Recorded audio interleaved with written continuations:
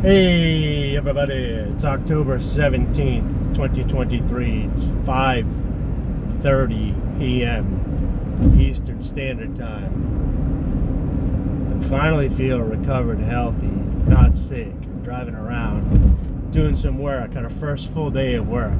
It's 5:30, it flew by. Flew by. I feel like I just got up. But I was watching, I was waiting for my new lenses in my glasses. I didn't realize how scratched up they were and how blind I was until I got some clear, non-scratched lenses on. But I was watching YouTube videos and shorts in the waiting room while I was waiting for my lenses to be finished. And I got in my algorithm got me in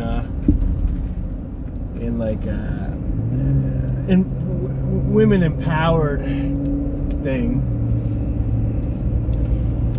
and whenever I watch these videos of like there's a woman now recently, there's an article going around saying she said she slept with over 300 men or 300 people, I guess they didn't say the genders, but over 300 people in a year, and she said she felt empowered. She's probably promoting her OnlyFans. It could be a lie, but all these women saying they feel empowered by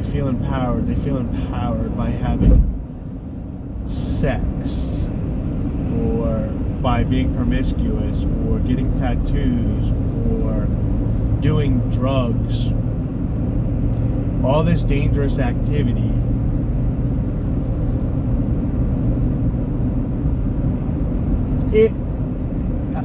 What I'm trying to do is put myself in the shoes of those individuals and see why that would be. And the only thing I could think about was so like the easy answer is just like it's rebellion. But at this point it's not even rebellion because it's mainstream, right? So like everybody gets tattoos, so it's not a rebellious thing. It's to fit in to social norms. So I got a couple theories on this. So I'll go the really basic one that I'm sure other people have talked about before, which is they've convinced women and men that they're the same. Women recognize that they want social approval when they date. So if a man has had a lot of sexual partners, that's appealing to them because if he hasn't murdered anybody yet, then they won't get murdered. And so there's like a social status with their man, and when he has more partners, they feel that. So I think with the social thinking is, hey, I've got 300 partners, I'm not ashamed of it, I'm going to tell you I have 300, and feels empowered because in their mind they've been socially accepted over 300 times. So they're like, men have socially accepted me over 300 times, so I'm really high value now. Meaning, why would 300 people sleep with me if I wasn't good to sleep with? Right? So my value has gone up. And, and any nerd on the internet with the magic card or a Pokemon or even these women with their handbags and or a man with a rare Rolex, just should know that that's not true. You know what I mean? Like a magic card that's never been played with, or a Pokemon card that's never been touched, it's in mint condition, it's a perfect 10, has no creases, no damage, hasn't been used, it's been preserved inside a pack. So when a woman's like, I'm a perfect 10, he's like, are you? Because it seems like somebody kept playing with you in a deck without a deck protector on it, and you're all wrinkled, crinkled, torn up, and ripped, and you're not necessarily in mint condition anymore. So you can then say, well, they're trying to control the narrative, the social narrative. So if they keep repeating it, and enough people keep repeating it, and it becomes the norm, since there is no reality, reality is what you make it be a perception of other individuals. If everybody keeps saying it enough, it'll become the truth eventually. Unfortunately, a large percentage of the female population and a larger percentage of the male population lives within reality, and you can't escape reality. And the reality of the situation is that this is not a social construct, as some have been told. It's a biological concept, and you could say that it was a social construct that was built into our biology over time, and that if you keep reproducing with people that don't believe in the social construct, then the DNA will eventually evolve to a point where it doesn't have a biological thing. I also think, this is my theory on the fact, and maybe somebody else has said this as well, when you're low IQ and you're trying to make a decision, many times the best decision is just for pure survival, not to be a visionary, not to, do top 1%, do a great, just survive, make it through the pack, not get picked out, not be the rabbit in the field that gets picked out by the eagle, is kind of just follow the school of fish, like a school of fish, and then they all go this way, and they all go this way, and they all go this way. Stay with the pack, go with the 51%, believe in democracy. If you're not good at making decisions and you follow the masses, then you could get killed by just accident, but for the most part there'll be a lot of other targets to hit. So just from a pure survival point, if you always do what the majority does, you'll always be on the side of the majority. And throughout history, the majority always exists. Doesn't mean the majority doesn't die. It just means you're making very basic, systematic choices that hug the baseline of success. But if you take big risks that are calculated and you're intelligent, then you can deviate from that by far. Your life's a lot easier, and you're in control and stuff, and you're not beholden to what's going on around you. So when you can convince a large group or portion of society to rebel against like oppression, so they're like, whoa, they're telling me not to have sex, and it has nothing to do with my health or the betterment of me or society or GDP growth or my happiness. It has everything to do with simply, there's just, all men want me to be unhappy and oppressed. And so the counterpoint to that is do the opposite of whatever we've been told in the past. It's just a contrarian thing, which if you're just obeying or you're just disobeying by default. This goes for anti-government people too. Like if you always just say, well, just disobey the government, then you're not free thinking. The government's thinking for you too. So whatever the government choice is, if you're just disobeying, then you're not free thinking. You're just disobeying and you're still in control. So if you just obey the powers that be all the time or just disobey, you're reacting to them and they're doing the thinking for you. So broken clocks are right twice a day, and you should figure out a principled solution using philosophy to pick out your choices if possible. And if not, find somebody that you trust, that you're close to, that can, and let them be your shepherd as you move through life. So I think a lot of these women are like, okay, there's no reason not to have a lot of sex. Men keep telling us not to have a lot of sex. It's the patriarchy. And so the more I don't do it, the more empowered I am, because the more I've just randomly, they've arbitrarily told me it's bad. It didn't come from any systems. So think about it however you want, but as women continue to try to become men and try to become equal, they're on all sorts of pharmaceuticals, from testosterone shots to mood stabilizers, to multiple mood stabilizers, to suicidal inhibitors, to anxiety suppressors, like you name it. They're just trying to control themselves at every angle to not be women anymore, and then say I'm an empowered woman. So it's like, well, what is it? And then it really does become like, what is a woman?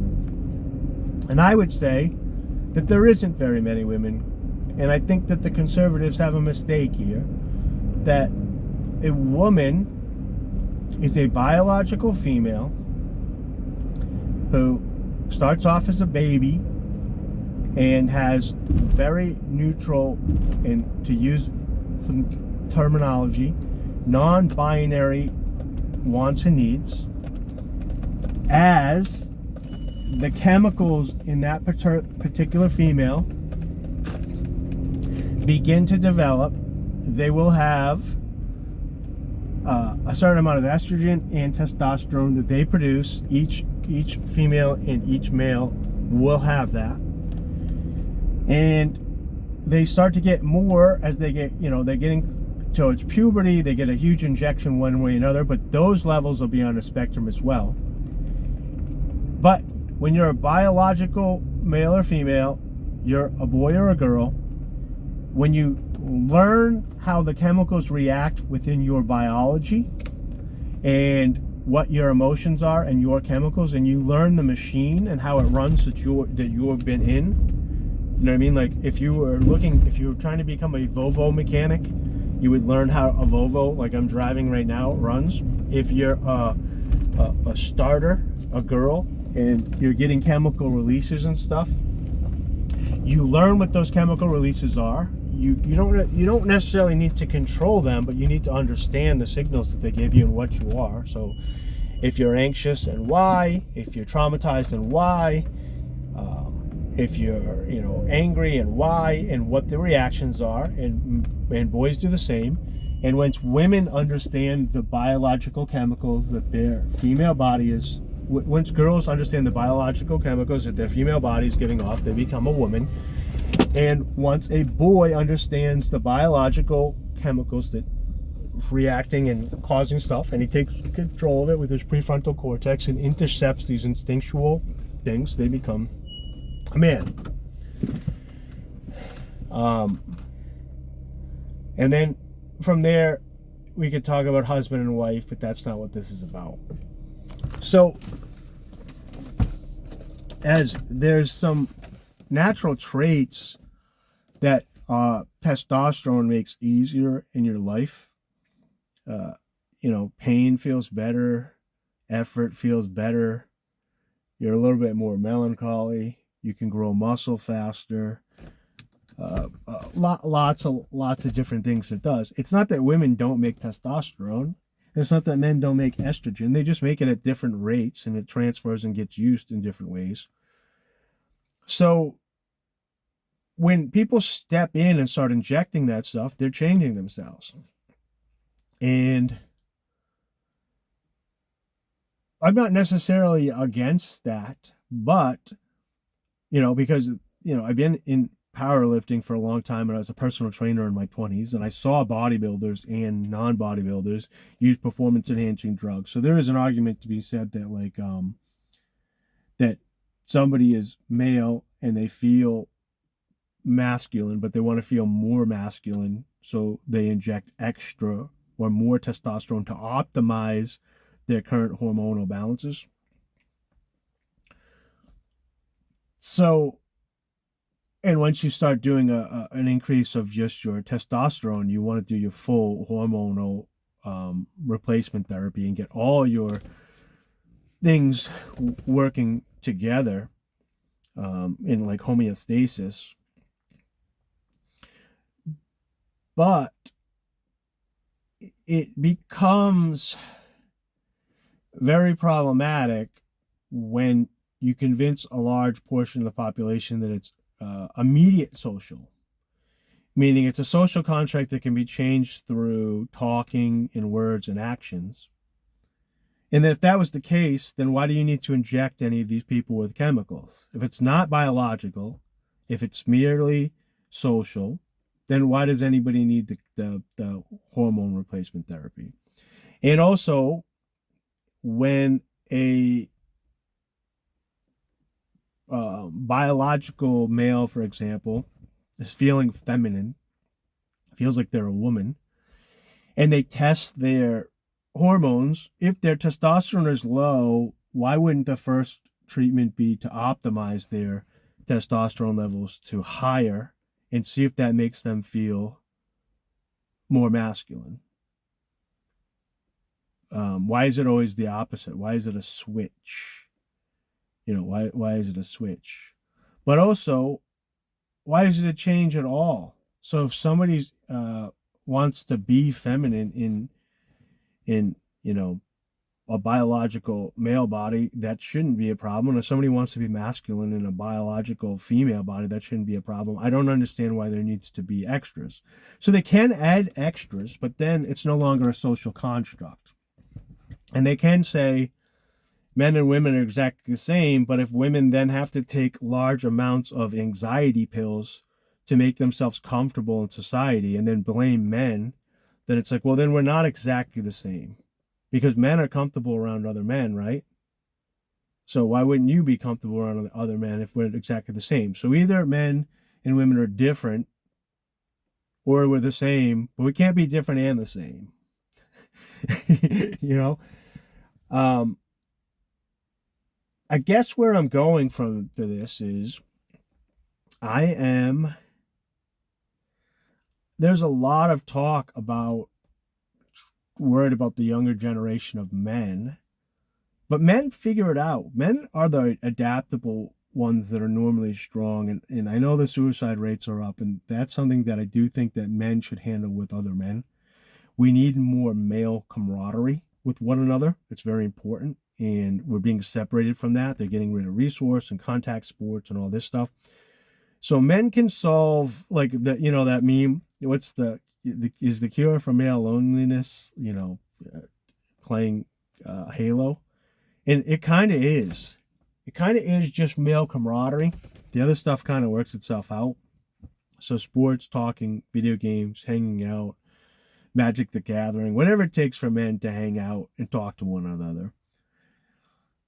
But I would be more worried about women right now than I would be men. Because where the men's groups get things wrong and where the women's groups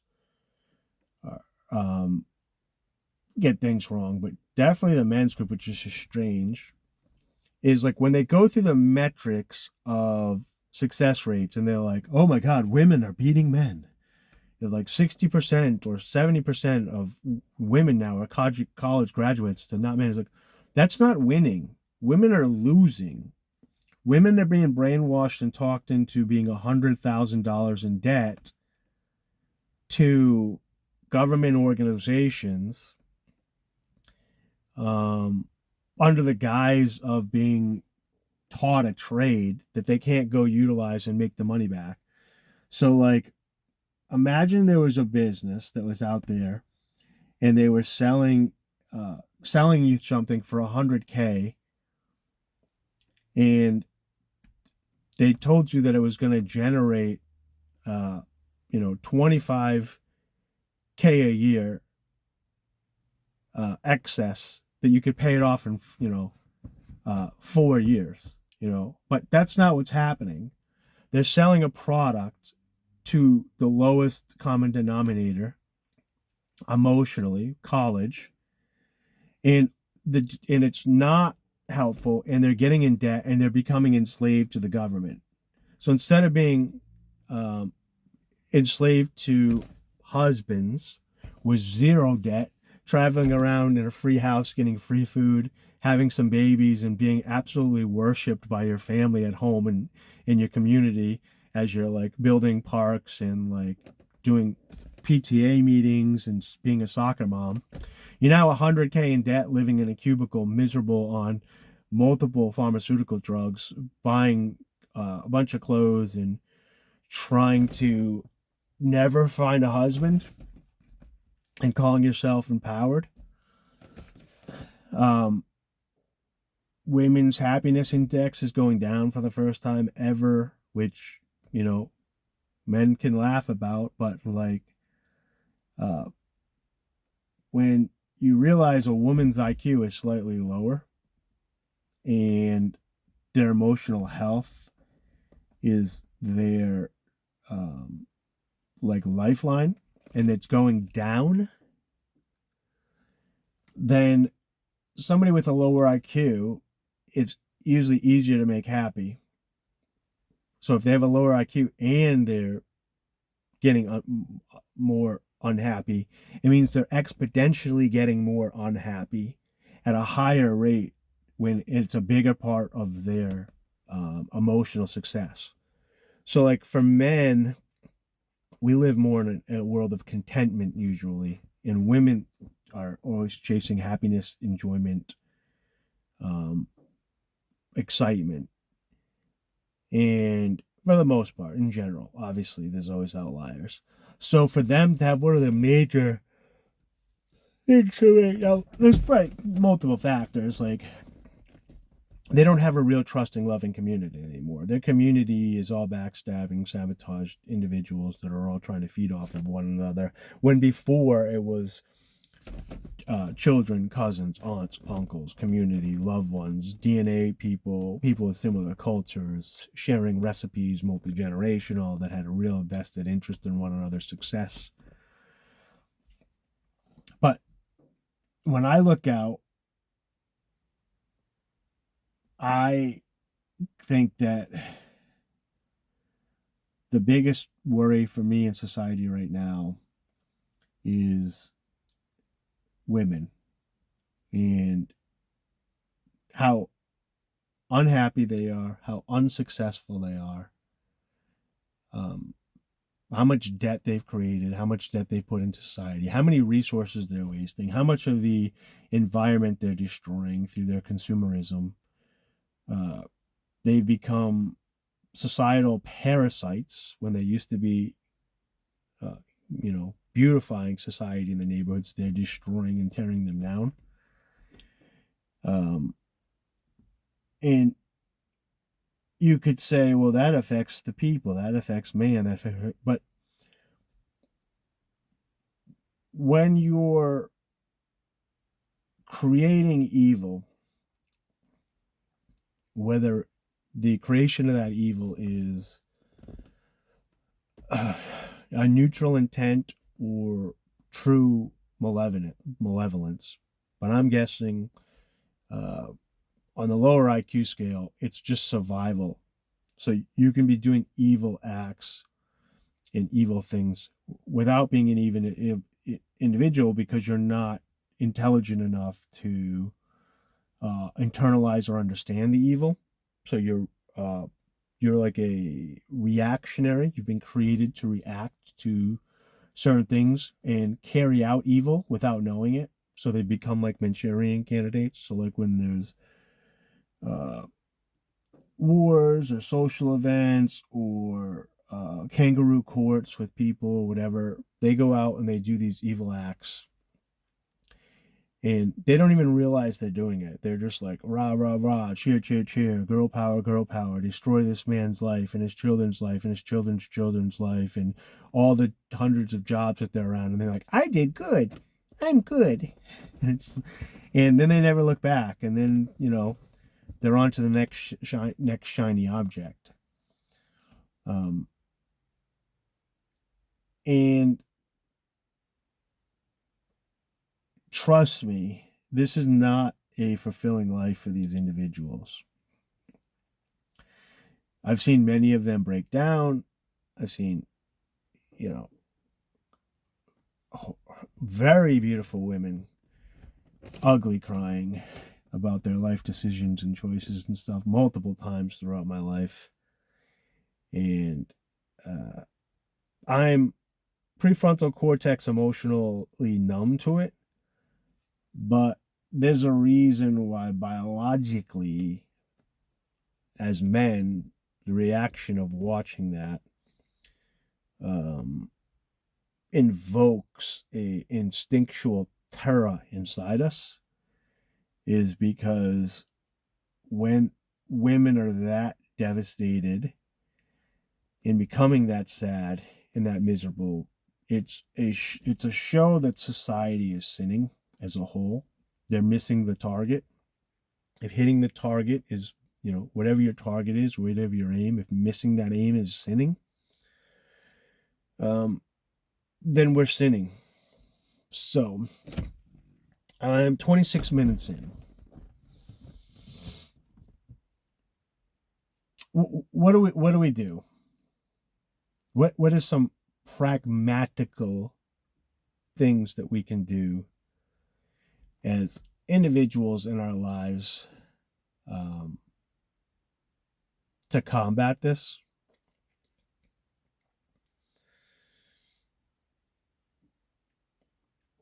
I think that, one, if you're an intelligent, brave person, you need to start speaking the truth. The Bibles talk about it, everything talks about it, like speak the word of God, or, so basically say the truth. So instead of just always placating to people, rubbing their back, telling them to make this good decisions or they work,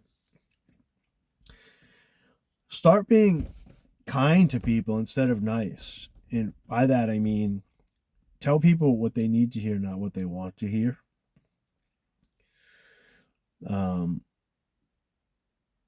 You're going to lose some friends, but they weren't really friends if you have to lie to them all the time. They're just acquaintances that are around all the time.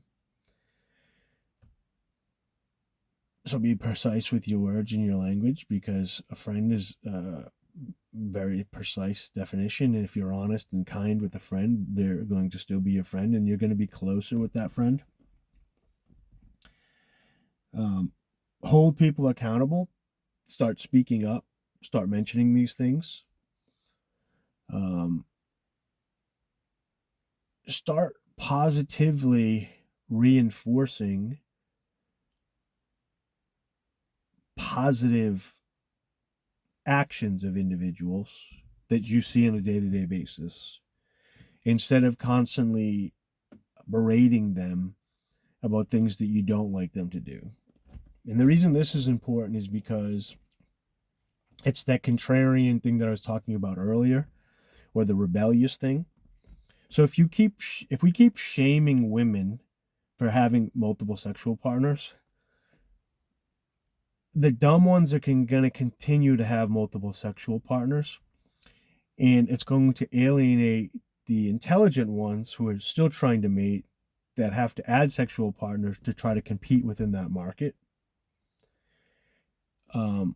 And it becomes a downfall of the social construct, because even the best, most intelligent woman, and that's surrounded by a bunch of other healthy, strong, emotional, intelligent women, is still going to have to compete in that same market and have to open up her sexuality to compete with hypersexuality.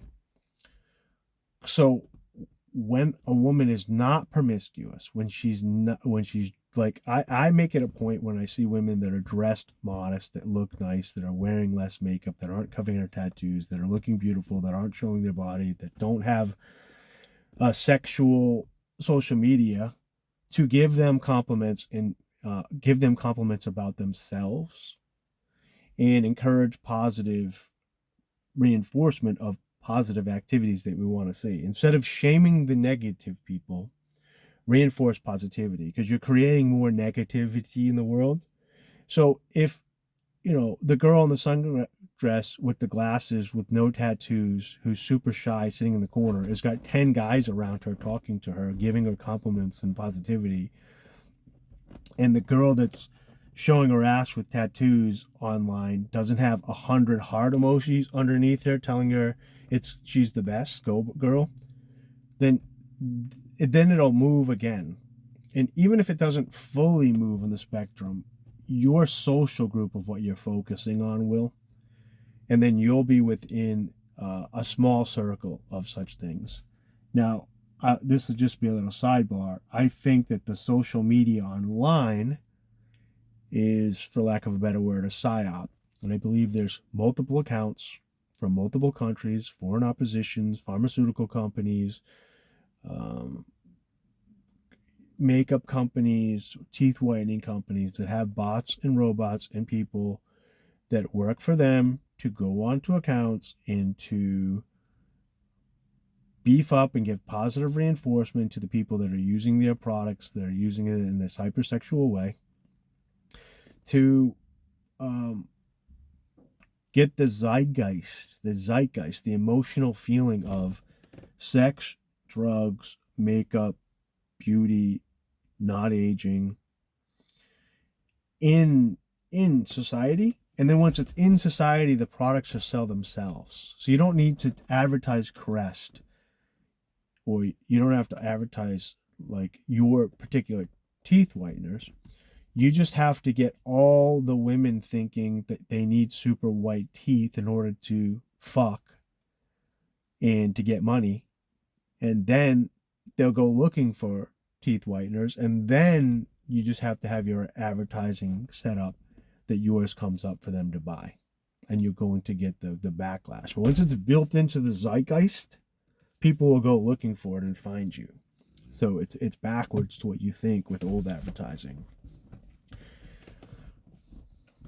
So, like, if you're a pharmaceutical company with a drug selling all this stuff, and you can keep creating flags and non-binary and all this stuff, and then people are going to go look to be that, they're going to need a way to get there, and you're the one selling the products.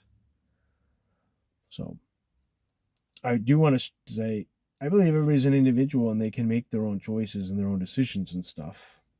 And if they want to do these things with their life, they can, either way. If you want to be a bodybuilder on PEDs, or you want to be a man that transitions into a more feminine man, then go ahead. That's not my issue here. My issue is the compulsory nature and the fact that we're pretending like women are doing really well right now when they're doing really, really bad. And although the men aren't doing great, the men are the survivors and the adaptability ones, and the ones that can take control and self accountability and will. And should. The ones that get some male camaraderie. The women aren't like that. They're going to continue to be manipulated and controlled one way or another. So if we believe they're the fairer of the two genders and sexes, then they should be treated as the fairer of the two, and meaning fairer like the meeker. And it's not a bad thing. I don't say that in a negative way. I say that in a yin and yang type way. Because if everything was exactly the same, you'd have no, variety. You'd have no spice. You'd have no spice, no sauce, no spice, a meatball. You need that spice in life. And in true nature, when you're not using it as a political term, diversity is a strength. You want to have a spectrum of options that come out, because everything was exactly the same all the time. As soon as you run into an evolutionary barrier, the whole species is wiped out. But you shouldn't be engineering that diversity. The diversity within, whether it's race or sexes or evolutionary strategies,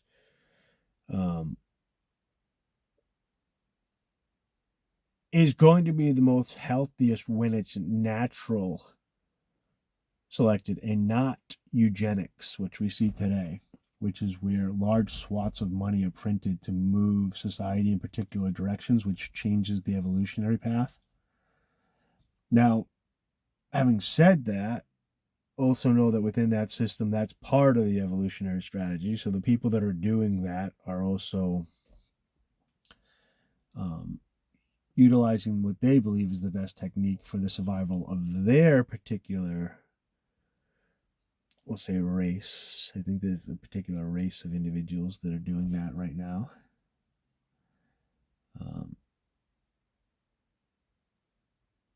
Let's just leave it there. That's a fun little ending right there. It's a fun little ending to get you thinking right there. So, all right. I hope you enjoy this talk. And as always, thanks for tuning in.